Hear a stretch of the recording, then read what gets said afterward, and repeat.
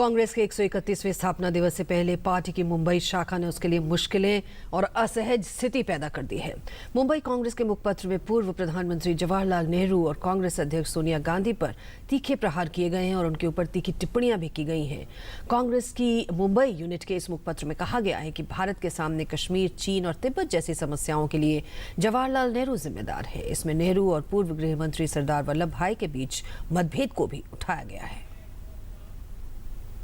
देश की सबसे पुरानी कांग्रेस पार्टी सोमवार को अपना 131वां स्थापना दिवस मना रही है, लेकिन इसी मौके पर पार्टी के मुखपत्र कांग्रेस दर्शन में लिखे लेख ने कांग्रेस की मुश्किलें बढ़ा दी हैं।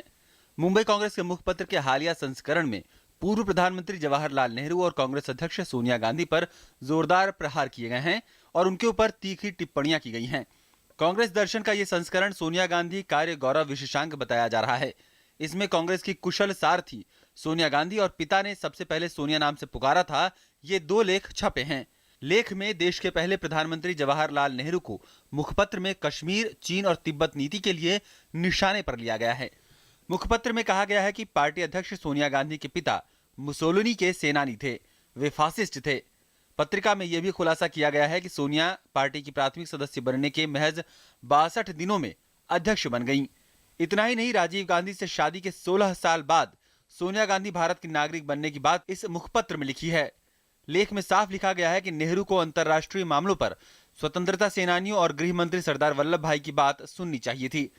लेख में कहा गया है कि पटेल को कई बार गांधी जी के कहने पर कांग्रेस अध्यक्ष पद की दावेदारी से दूर होना पड़ा। जाहिर है, इन लेखों के छपने के बाद विरोधियों ने कांग्रेस पर जोरदार हमला बोला है। Nehru's policy and approach towards Jammu Kashmir was not as appropriate as it should have been, and incidentally Jammu Kashmir was the only area or the state which Prime Minister Nehru kept to himself, while other princely states were being dealt by Sardar Patel. And the only difference I think this article or this write-up has made is that the Congress ranks and file were in a denial mode, and I think it's good for them also that they are reconciling to the facts of history. सच्चाई कितनी भी छुपाओ, वो कहीं ना कहीं से रास्ता ढूंढ के आई जाती है और वो सामने आ गया है। ये वास्तविकता है, क्योंकि नेहरू जी की जो पॉलिसी थी वो डे 1 से अपीजमेंट की थी, तुष्टीकरण की थी। सच्चाई सामने आने दो लोगों को, तो ये सच्चाई सामने आ रही है और वो लोगों के लिए एक नया नई न्यूज दे देंगे कि क्या है सोनिया गांधी जी की फैमिली या कांग्रेस की फैमिली क्या है। मुंबई क्षेत्रीय कांग्रेस समिति के प्रमुख और मुखपत्र के संपादक संजय निरुपम ने कहा है कि वो पत्रिका के दिन प्रतिदिन के क्रियाकलापों में शामिल नहीं हैं और उन्हें लेख की जानकारी नहीं थी। उन्होंने कहा कि गलती करने वाले संपादकीय विभाग के खिलाफ जांच की जाएगी। एकाध आलेख में जिन शब्दों का प्रयोग हुआ है वो निश्चित तौर पर आपत्तिजनक है। मैं उस गलती को स्वीकार करता हूं। मैं नाम मात्र का संपादक हूं।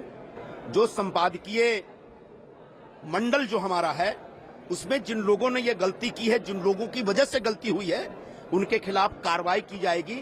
वहीं कांग्रेस ने भी इससे पल्ला झाड़ते हुए कहा है कि जिसने ये लेख लिखा है उसे तथ्यों की जानकारी नहीं है। बाद में पार्टी ने आर्टिकल के लेखक सुधीर जोशी को बर्खास्त कर दिया। किन परिस्थितियों में उन्होंने बागडोर संभाली भारत की, वो कोई आसान काम नहीं था।